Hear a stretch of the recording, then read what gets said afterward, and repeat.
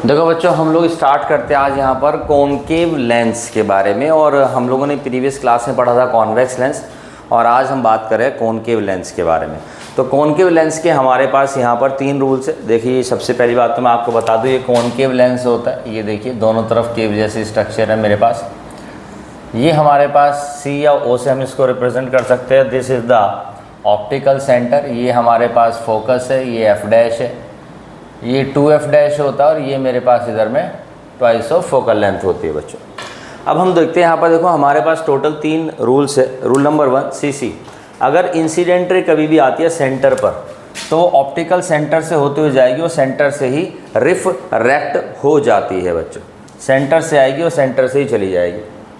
Rule number 2 हमारे पास, अगर incident ray कभी भी आती है पैरेलल, ये देखिए पैरेलल आएगी किसके, जो हमारे पास पहले से रे मौजूद है उसी के पैरेलल आएगी। ये मेरा प्रिंसिपल एक्सिस के पैरेलल, और फोकस के अलाइनमेंट में रिफ्रैक्ट हो जाएगी। अब इसका कारण ये है, देखो कि हमारे पास ये जो लेंस है बच्चों यहाँ पर, ये डाइवर्जिंग लेंस है। ये कैसा लेंस है हमारे पास? Diverging lens. तो देखिए डाइवर्ज हो रही है, ये फोकस पे नहीं, ये फोकस से अलाइनमेंट में जो है आपका डाइवर्ज हो रही है बच्चों।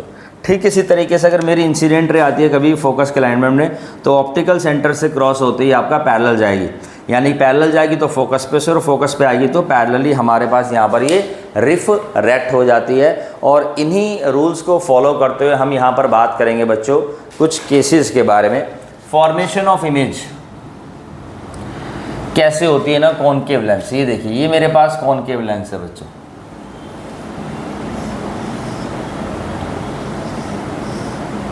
ठीक,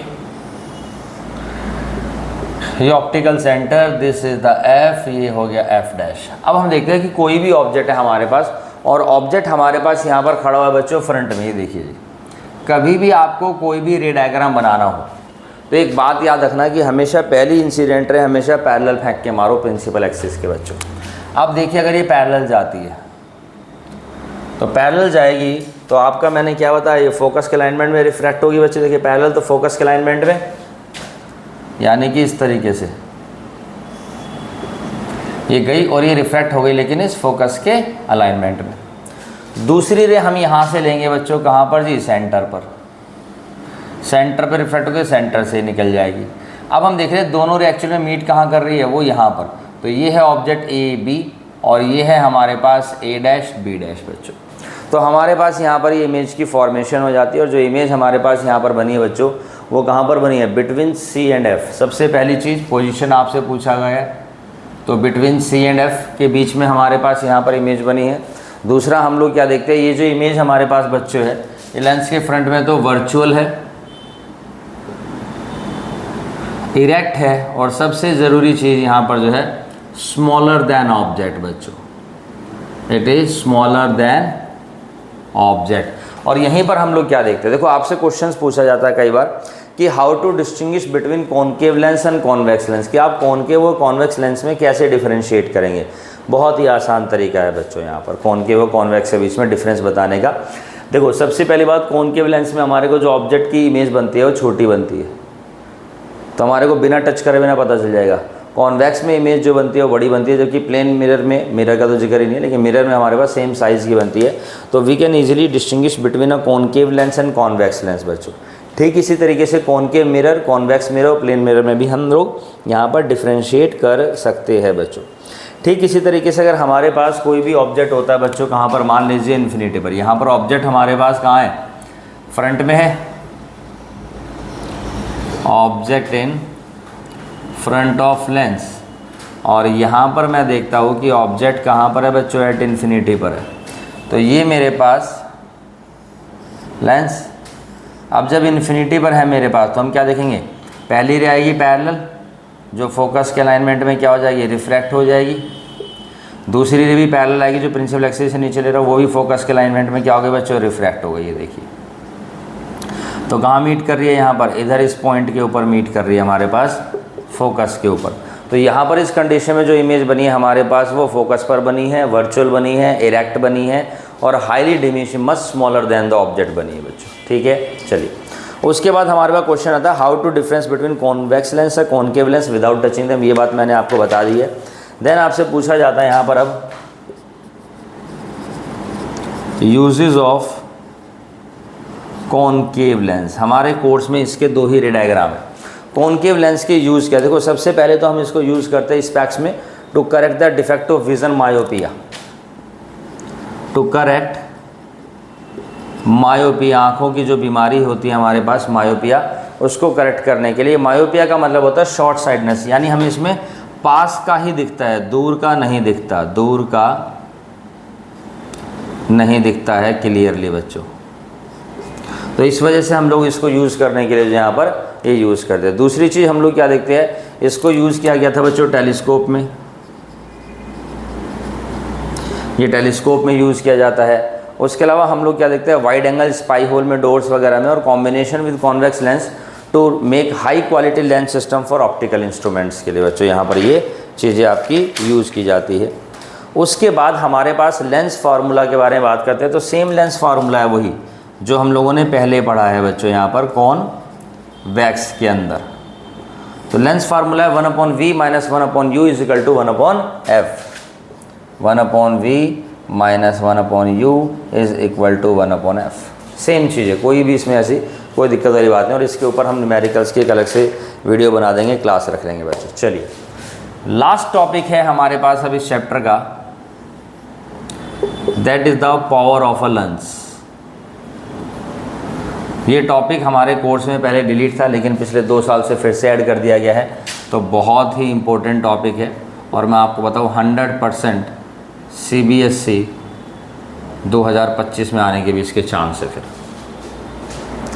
देखो पावर ऑफ लेंस के बारे में बात करते हैं। तो पावर ऑफ लेंस बेसिकली है क्या, power of lens is the measure of the degree of convergence और डाइवर्जेंस, कि हमारे पास जो रे है कितने डिग्री पर कन्वर्ज हो रही है या कितने डिग्री पर डाइवर्ज हो रही है, उसी को हम यहाँ पर लेंस की पावर बोलते हैं बच्चों। Light rays of falling on it, जैसे आपके चश्मा लगा हुआ है, आपको पास का नहीं दिखता, दूर का नहीं दिखता, दूर का नहीं दिखता। कितने नंबर का चश्मा है,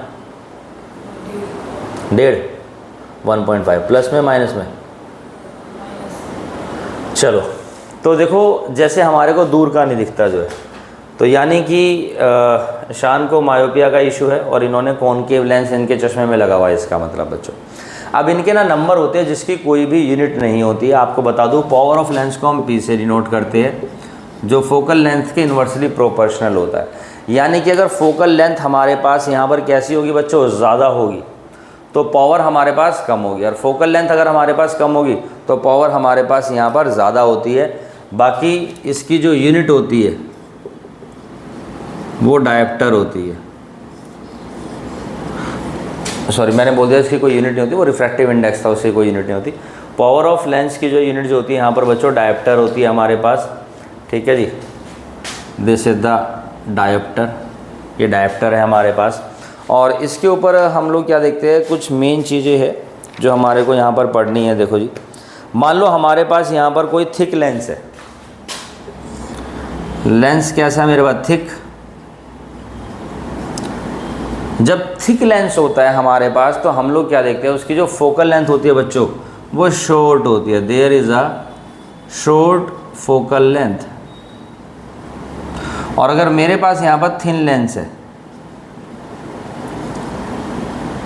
तो हम लोग क्या देखते हैं, उसकी जो फोकल लेंथ होती है वो लार्ज होती है, there is a large focal length बच्चों, यहाँ पर there is a large focal length. तो हम लोग यहाँ पर देखते हैं उसी बेसिस पे। अब हमारे पास बताओ थिक लेंस में ज़्यादा पावर का चश्मा लगेगा या थिन लेंस में ज़्यादा पावर का चश्मा लगेगा?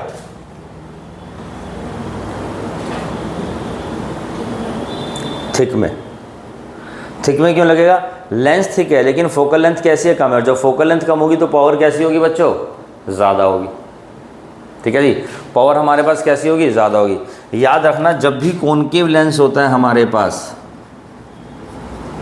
कॉनकेव लेंस की जो पावर होती है वो माइनस में होती है हमारे पास, और जो कॉन्वेक्स लेंस होता है बच्चों उसकी पावर जो होती है वो आपकी प्लस में होती है। Focal the power of a concave lens is negative. ठीक है जी, ये बात यहाँ पर याद रखना।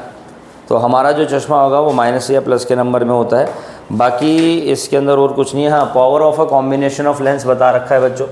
तो P is equal to P1 plus P2 plus में P3 एंड सो ऑन। तो हम देखते हैं अगर कभी मेन पावर निकालते हैं तो पावर ऑफ लेंस को जो इनको यहाँ पर क्या कर लेते हैं बच्चों, कंबाइन कर लेते हैं। There is a combination of a power of a lens.